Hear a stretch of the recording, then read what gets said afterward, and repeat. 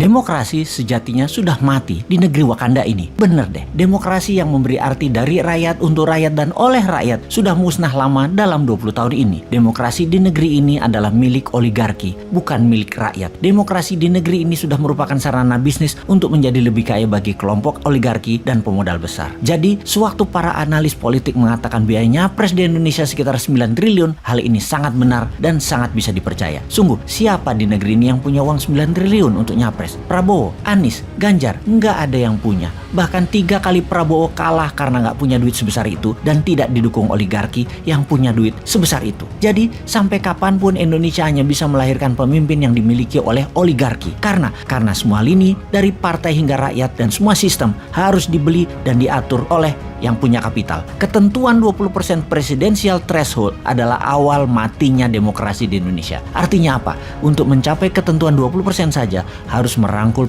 partai lain, dan untuk merangkul ini tidak cuma-cuma, harus bayar mahar. Setelah dapat threshold 20%, apakah sudah cukup? Ya hanya cukup untuk mendaftar ke KPU saja. Perjalanan masih panjang fulus keluar setelah mendaftar dari KPU tersebut. Kita hitung berapa biaya itu. Bervariasi di partai kelas menengah dan atas, paling murah 1 triliun. Di kelas menengah partai minta antara 400 sampai 500 miliar. Plus ada tambahan beberapa kursi kementerian dan jabatan berpotensi menghasil cuan lain yang mereka minta. Bisa dibayangkan dari mana calon capres untuk bisa membiayai mahar partai kalau tidak mencari pemodal. Di sini Indonesia akan selamanya dikungkung oleh oligarki jika ketentuan presidensial threshold tidak 0%. Dengan ketentuan 0%, siapapun bisa maju tanpa harus tergantung dukungan partai. Dan ini bukan yang dimaui politikus yang menunggu bayaran oligarki. Setelah mempunyai perahu partai, maka tugas penting berikutnya adalah mengamankan suara. Harus punya banyak saksi, harus punya banyak duit untuk membayar uang operasional para saksi, agar para saksi itu terus-menerus menjaga kotak suara dari tingkat kampung, kelurahan, kecamatan, kabupaten, provinsi, hingga ke KPU pusat. Panjangnya jalur kotak suara untuk mencapai pusat ini membuat surat suara, terutama yang paling rawan pada saat kotak suara, sampai kecamatan ke atas karena bisa diubah atau diganti. Lalu bagaimana agar uang untuk saksi bisa dikecilkan dan surat suara tidak bisa diubah? Maka seharusnya pemilu, pilpres, pilgub, pilbub, pilwal, semua harus memakai sistem blockchain yang sampai kapanpun tidak akan pernah terjadi atau bisa terjadi selama oligar mengendalikan kapital-kapital modalnya. Jadi, mengapa ongkosnya nyapres mahal sekali? Karena untuk bayar mahar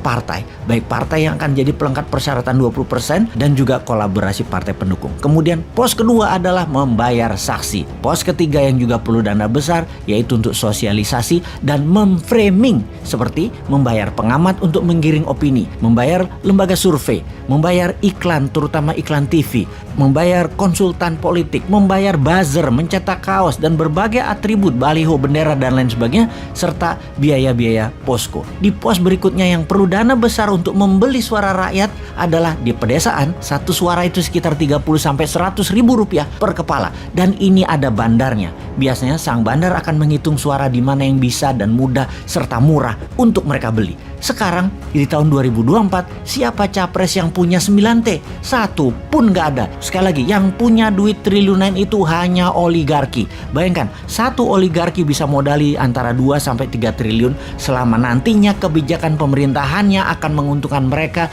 yaitu balik modal plus laba. Ya bayar 9T itu.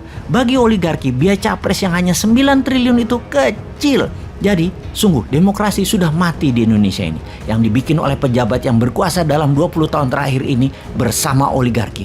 Juga, mulai sekarang kita bisa jelas melihat yang anti threshold 0%, mereka adalah yang anti demokrasi dan mereka adalah agen oligarki apapun alasan mulutnya mengatakan. Singkatnya, mereka antek oligarki. Kalau benar mau demokrasi menang, jadikan threshold 0%, pastikan blockchain sebagai hitungan alat suara, lalu menangkan New Mind di 2024 karena Bosman tidak akan terbeli oleh oligarki. Di kantongnya ada 11.000 triliun.